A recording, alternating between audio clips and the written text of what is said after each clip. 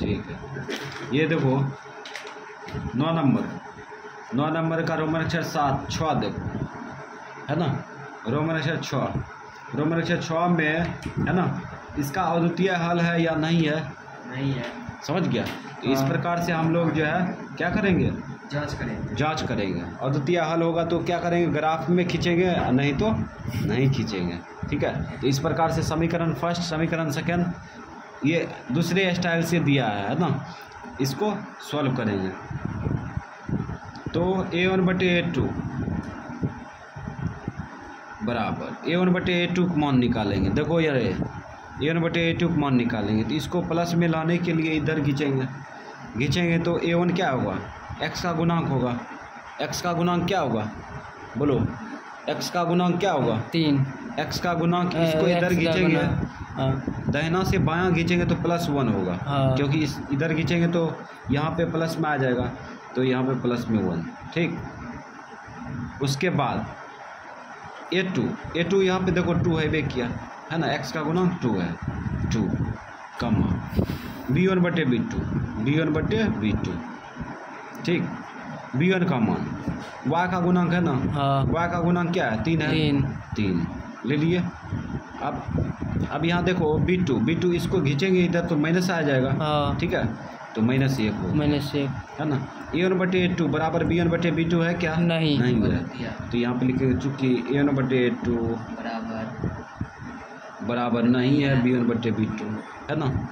जब ये ऐसा अनुपात आएगा तो क्या होगा, अद्वितीय हल होगा ना, अद्वितीय हल।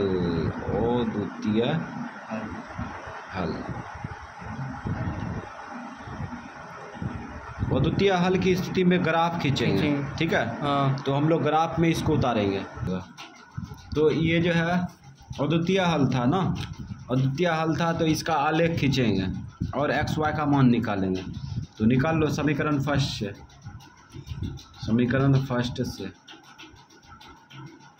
तो समीकरण फर्स्ट क्या है, 3y बराबर 5 - x। ठीक है। तो हम क्या करते हैं, x का मान दाहिना साइड में फेंकते हैं ना। तो एगो टारगेट रखो, है ना, ग्राफ बनाते वक्त समीकरण फर्स्ट में x का मान दाहिना साइड में फेंकेंगे, समीकरण सेकंड में भी x का मान दाहिना साइड में फेंकेंगे। तो दाहिना साइड में क्यों फेंके, है ना, यहाँ पे देखो गौर से, ये दाहिने साइड में है वे किया x, है ना, इसको बायां साइड में खींचेंगे तब ना दाहिना साइड में फेंकाएगा। तो इसको खींच लो इधर, इसको इधर खींचेंगे तो क्या होगा, प्लस में x। ठीक है। अब बराबर, अब ये 5 है दाहिना साइड में, इसको खींच लो। अब ये लग रहा है कि x का मान दाहिना साइड में सब फेंका गया है। ठीक है। तो इस प्रकार से अब इसका डिब्बा तैयार कर लो।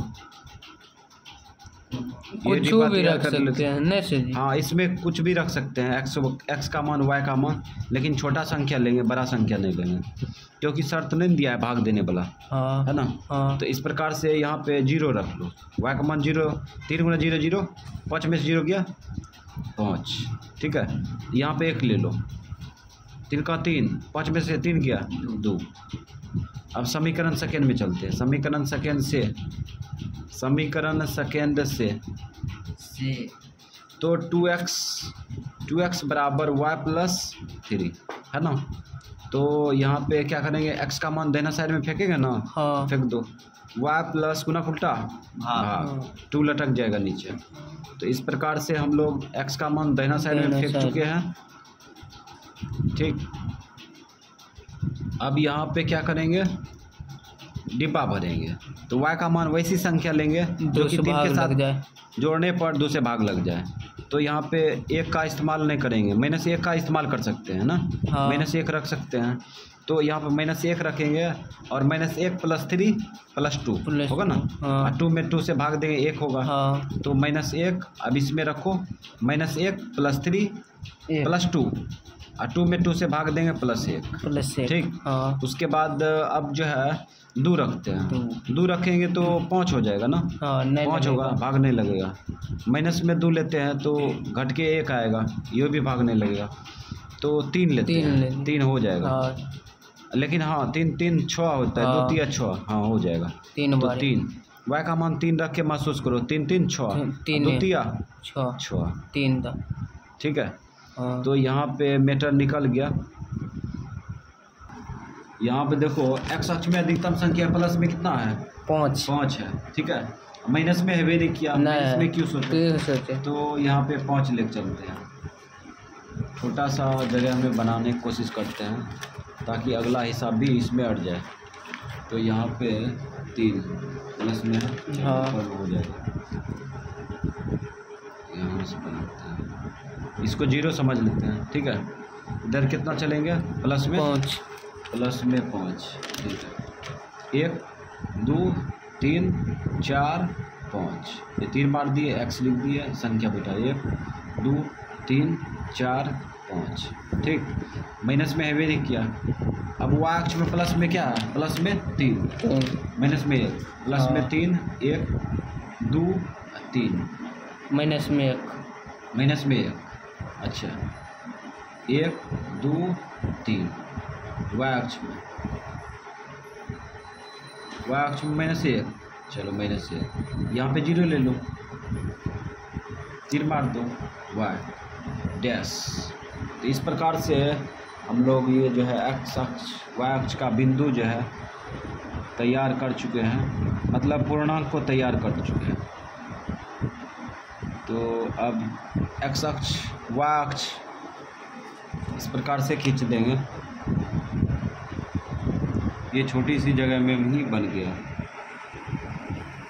अब हम लोग जो है इसका बिंदु बैठाएंगे। तो समीकरण फर्स्ट का आलेख, समीकरण सेकेंड का आलेख खींचते हैं। 5, 0 5, 0, तो 5, 0 यही है ना। एक्स अक्ष में यात्रा करेंगे तो एक्स अक्ष में कोई संख्या मिलेगा, लेकिन y अक्ष का 0 होगा, तो 5, 0 ही है। उसके बाद 2, 1 2, 1 2 एक्स अक्ष में 2, y अक्ष में 2, y अक्ष में 1 2, 1। अब इस दोनों बिंदु को क्या करेंगे? मिलाएंगे। और ये जहाँ तक खींचना है खींच सकता है, ग्राफ से बाहर। चलो इस प्रकार से खींच दिया। समीकरण फर्स्ट का आलेख खींचा गया, ठीक। अब समीकरण सेकेंड का आलेख खींचते हैं। तो 1, -1 1, -1 यहाँ पे आएगा, ठीक है, इस प्रकार से। उसके बाद 3, 5 और 3, 3 3 यहाँ पे आएगा, ठीक है। तो इस प्रकार से देखते हैं कि दोनों बिंदु जो है, दोनों बिंदु से ये समीकरण फर्स्ट का आलेख कट रहा है। तो कट रहा है तो कटने दे कि छोड़ दे? कटने देंगे, तो जाने दो। ये कट गया। जैसे ही हम लोग समीकरण फर्स्ट का आलेख, समीकरण सेकेंड का आलेख खींचते हैं तो 3 मार के स्टॉप करते हैं, आलेख को स्टॉप कर दिए। अब बढ़ाने की कोई ज़रूरी नहीं है ना। अब क्या करेंगे? बिंदु रखेंगे। तो ये 5, 0 है, ये बिंदु 5, 0 है। ये बिंदु क्या है? 2, 1। और ये बिंदु क्या है? ये बिंदु 3, ठीक। और ये बिंदु क्या है? 1, -1 है ना। 1, -1 है। और कोई दिक्कत? नहीं दिक्कत है। अब क्या करेंगे? समीकरण फर्स्ट का आलेख, समीकरण फर्स्ट का आलेख ये है ना। हाँ। तो लिख दो समीकरण फर्स्ट, लिख दिया। और समीकरण सेकेंड का आलेख ये है, समीकरण सेकेंड लिख दिया। अब इस प्रकार से हम लोग आंसर पर पहुंचते हैं। तो x बराबर y बराबर। तो गौर से देखो, समीकरण फर्स्ट, समीकरण सेकेंड का आलेख है ना। हाँ। बिंदु पर प्रतिच्छेद हो रहा है, एक बिंदु 2, 1 पर। तो x का मान कितना होगा? 2, y का मान 1। और ये हो गया आंसर।